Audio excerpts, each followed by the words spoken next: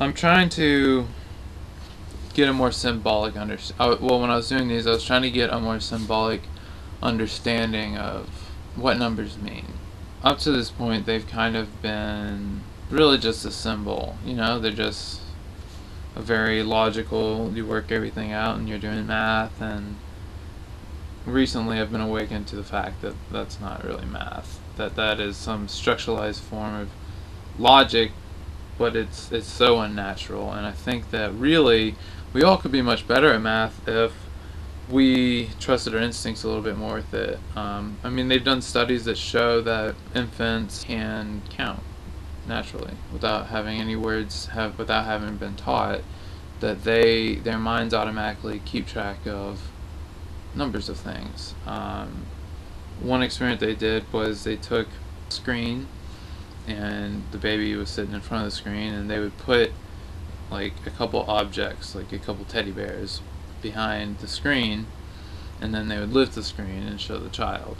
And for the control cases, everything was there, and the baby looked at them, and they paid attention to how long the babies were looking in that direction and looking at those teddy bears. But for the others, someone was actually behind the screen that the children couldn't see, and they would remove one or two of the objects, and when they lifted the screen, they again measured the length of time that the babies were looking at them. And the trend they saw was that when they had removed an item, the babies looked at the teddy bears for a significantly longer period of time. Well, they've shown that they reference a few studies where they've noted that when babies are confused by something, or when they're presented with the new information that they didn't expect, that they pay attention to it longer to try and understand what happened.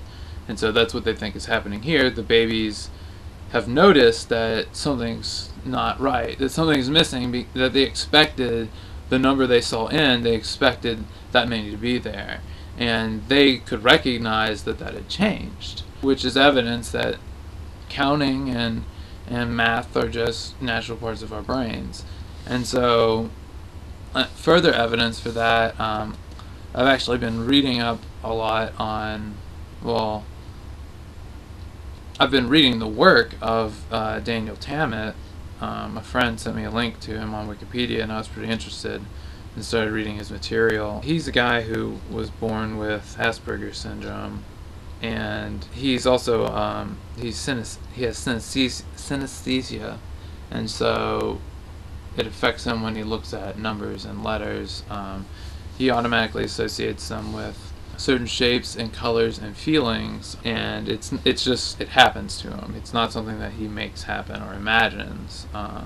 It's just what he sees and what he feels when he sees these numbers. And so because of that, he always really liked numbers, and so he worked with them a lot and really understood them, and the synesthesia helped him to have a pretty great memory for numbers and for languages, because the words were, in a way, more meaningful to him. And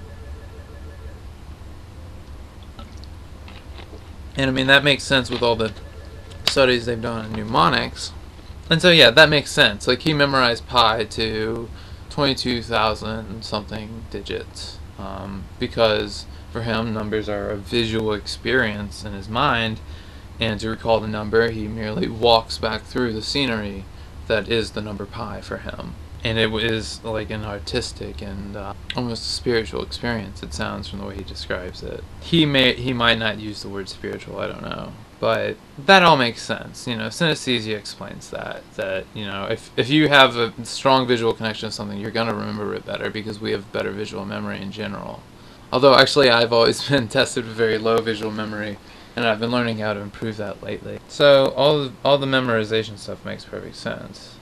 Now what strikes me, and I hope it's striking some other people, is that he also talks about how in his visual and emotional expression of these numbers, that prime numbers hold a special significance, that the way he just naturally feels and sees these numbers is significantly different from those around them, and he can notice them just through seeing them. And also he can do math extremely rapidly, because to him it's just he puts the numbers together and watches what they do, and they produce the answer, and then he translates it into our way of talking about numbers. Well, synesthesia doesn't explain that, and I don't believe that it is some magical connection in his brain that somehow his magical brain can understand math in a way that everyone else can't. I believe that we all, given the opportunity to absorb the numerical system and translate it into our, translate our brain's thoughts into the system, I believe that math is actually extremely intuitive to all of us, and it's just a built-in function of our minds.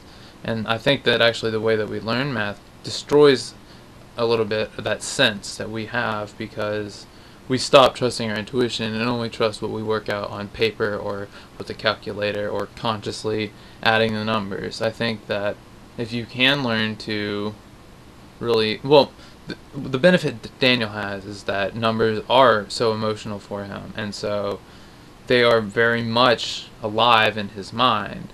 He has enforced those neural pathways very strongly between the representation of a number and the internal natural concept of a number. But I believe that we can all learn, and he believes that there is this intuitive sense of numbers, I believe, and that it's something our brains can just do. And so that brings me back to why I like my prime number system, because it helps you to absorb these numbers more. I believe that it matches better the way that we think about numbers naturally in our minds, because how else can these people just know this? I mean, they are not so different from us. And I believe that with the right understanding and the right learning, that we could all learn to at least understand numbers better than we do.